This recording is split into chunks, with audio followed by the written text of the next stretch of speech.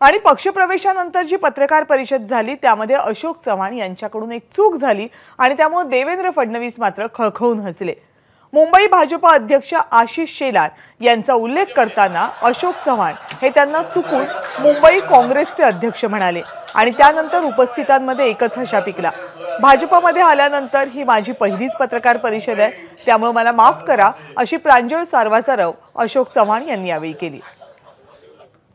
महाराष्ट्राच्या भाजपाचे अध्यक्ष श्रीमान बावनकुळेजी, मुंबई काँग्रेसचे अध्यक्ष मुंबई भाजपचे 50 वर्षाची सवय आहे, 50 वर्षाची सवय असल्यामुळे मुंबई भाजपाचे